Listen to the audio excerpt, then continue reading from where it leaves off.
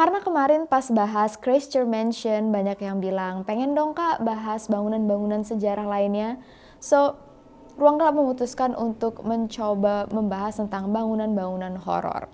Kalau ada bangunan yang kalian pengen kita bahas, silahkan tulis di kolom komentar bawah. Tapi di hari ini, kita akan membahas tentang Villa de Vecchi. Ada yang bacanya Via de Vecchi, tapi setelah gue google, cara bacanya sih Villa de Vecchi. Mudah-mudahan benar. Yang merupakan salah satu bangunan terangker di Italia. Langsung aja kita masuk ke cerita. Welcome to Ruang Gelap.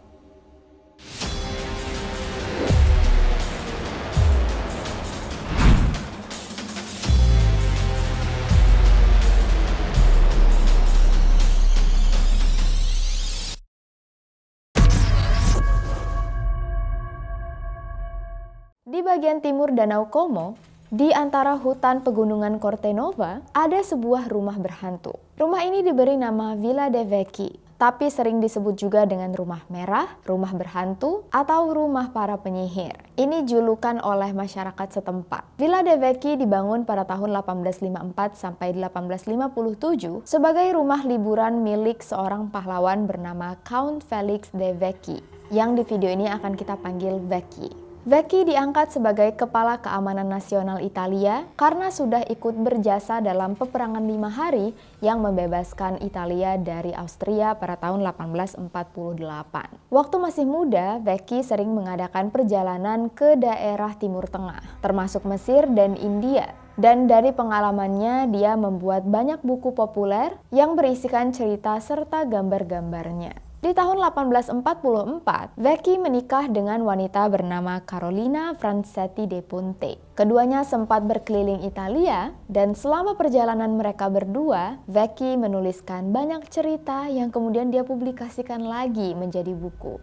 Sehingga Vecchi dikenal sebagai suami yang sangat romantis. Lalu pada tahun 1854, Vecchi mempekerjakan seorang arsitek bernama Alessandro Sidioli. Alessandro diminta untuk merancang rumah di tanah seluas 133.000 meter persegi. Karena Vecchi menyukai adat Timur Tengah, Alessandro dan Vecchi setuju untuk membangun rumah ini dengan desain barok dan Timur Tengah. Ala-ala klasik timur gitu, dan udah bisa kita bayangkan rumah tipe-tipe yang megah banget. Di rumah ini sudah ada sistem pemanas indoor, dumbwaiter atau lift makanan, air mancur besar dari mata air pegunungan, dan juga ada banyak taman yang sangat mewah, luas, dan indah di tengah-tengah rumah ini. Pokoknya pada zaman itu tidak ada rumah yang secanggih rumah Villa de Vecchi. Sayangnya baru 1 tahun merancang rumah ini, Alessandro Sidioli meninggal dunia. Ada yang bilang Alessandro meninggal setelah 1 tahun mengerjakan rumah. Ada juga yang bilang Alessandro meninggal setahun sebelum rumah selesai. Nggak tahu yang mana yang benar. Tapi yang jelas, masyarakat sekitar katanya sudah memperingatkan Vecchi bahwa mungkin rumahnya membawa kesialan. Tapi Vecchi dan keluarganya tetap pindah ke rumah baru mereka. Biasanya, keluarga Vecchi meninggali rumah ini saat musim semi dan musim panas. Dan benar aja, kebahagiaan mereka enggak bertahan lama. Karena 5 tahun kemudian, Vecchi yang baru pulang ke rumah menemukan istrinya bersimbah darah dengan wajah yang hancur, dengan brutal, dan putrinya hilang entah kemana. Vecchi melakukan segala cara untuk menemukan putrinya dan menemukan siapa yang istrinya. Tapi meskipun sudah melakukan pencarian selama 1 tahun, tidak ada hasilnya. Vecchi yang putus asa dan merasa gagal lalu memutuskan untuk mengakhiri hidupnya sendiri di dalam rumah ini. Tapi, menurut beberapa sejarawan, Vecchi membangun rumah ini setelah istrinya meninggal dunia, dan alasan kenapa Vecchi meninggal bukan karena bunuh diri, tapi karena sakit liver. Yang mana yang benar? Kita nggak tahu. Villa de Vecchi lalu diwariskan ke saudara Vecchi yang bernama Biago. Biago merenovasi ulang rumah ini dan ada banyak dekorasi timur yang dia lepas. Biago dan keluarganya menempati rumah ini sampai Perang Dunia Kedua, dan suatu malam keluarga Biago mengungsi secara tiba-tiba. Tidak ada yang pernah tahu apa penyebabnya. Villa de Vecchi lalu dibiarkan kosong dan terbengkalai selama puluhan tahun. Karena tidak dihuni, kondisinya semakin memprihatinkan. Mulai dari struktur bangunan rumah yang mulai hancur dan roboh, hingga dinding dan lantai yang penuh dengan coretan grafiti manusia.